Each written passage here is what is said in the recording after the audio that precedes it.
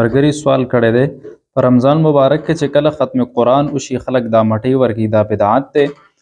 ګورئ رمضان مبارک کې چې کله دا ختمونه وشي نو که دې کې خلک په چانده ورکولو باندې مجبوري یا چرته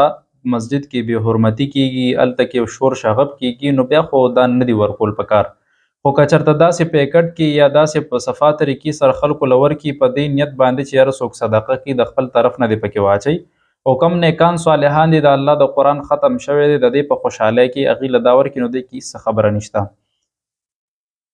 بعضې خلک وي د رمضان مبارک په آخرنۍ جمعه باندې 4 رکعاته نفل یو سلام سره صورت فاتحې نه پس د 9 پیره آیت کرسي او 15 پیره صورت کوثر چې ووې د 900 کالو قضایي منځونو اجر ملاویږي. په دې خبره ځان پوهېږي چې دا د خلکو کې ډېره زیاته پیلو ده. دا اسې یو خبره ده د قضایي مونځ چې دی دا ځان له یو ګناه ده چې کم مونځ قضا شوی دی نو دا ګناه ده او ته چې د خلکو په مخکې کې دا د ګناه یو اقرار کول دی او چې کله ته قضایي مونځ کې نو هر یو مونځ پسې به ته خپل مونځ راګرځې مطلب سحر مو دنه تللی دی سحر مونځ چې کې نو هغې نه مخکې وروسته ته د هغې فرض مونځ راګرځولی شي ماسخوتن سره به وتر راګرځې ځکه چې هغه واجب دي. خلکو کې دا غلطې خبرې پیلاو دي دې نه ځان ساتل پکار دی. بس دا خو اسانه خبره وه خلکو به ټول عمرونه مونځونه نه کول بس صرف یو د روژې د آخرنۍ جمعې مونځ کولو دا ټوله هر څه به هغوی ته میلاو شوي وو. دا بدعاتو خبره خلکو ځان نه فضول دا خبرې خلکو کې شایع کړي دي. بعضې وخت کې خلک هغه خپل پیجونو چلولو دپاره داسې خبرې کوي د دې نه لږ ګریز پکار دی. د قبر سزا چې کله خلکو ته میلاو شي نو آیا د آخرت سزا به وي؟ پوره سزا انسان ته به سزا او جزا د محشر په ورځ به میلاویږي.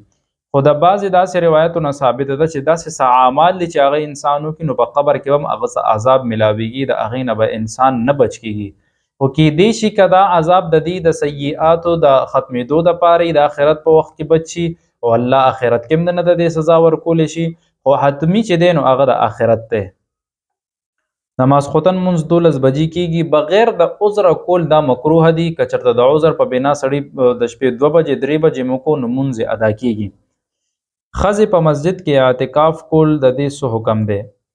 مکروه تحریمي ده چې ښځې په مسجد کې اعتکاف کوي. ښځو دپاره په خپل کور کې مصله چې کوم ځای کې هغې مونځ کوي نو هغه ځای هغې دپاره بهتر دی چې یو خاص ځای ځان له وټاکي. فضول به خلکو سره خبرې نه کوي ځان به یو طرف ته کې ډېر به د الله عبادت کوي. او که ښځې مسجد ته لاړې مسجد کې اعتکاف وکړو د پردې اهتمام شوی دی نو اعتکاف خو ادا شي خو دا مکروه تحریمي دي ځکه چې یو ځل نبی کریم صلی الله علیه و آله وسلم وکته اعتکاف چې کله کولو نو خیمه ورته مسجد کې ولګوله نو چې ویې کته د نورو بیبیانو هم وه نبی کریم صلی الله علیه وسلم هغه وخت کې ناخوښه که حالانکې دا هغه وخت دی چې په دې وخت کې صحابیات به منځونو لم راتلې ازواج مطهرات به منځونو لم راتلې خو د عمر صاحب په دور کې بیا دا ټول بند شو او اوس د هغې نه لویه فتنه پیلو ده لویه یره په انسان کې پرته د هسې نسل لویه داسې حادثو نه شي محفوظ نه وي زنانه محفوظ نه په خپل کورونو کې محفوظ نه دي نو په بار په مسجد کې به څنګه محفوظ شي.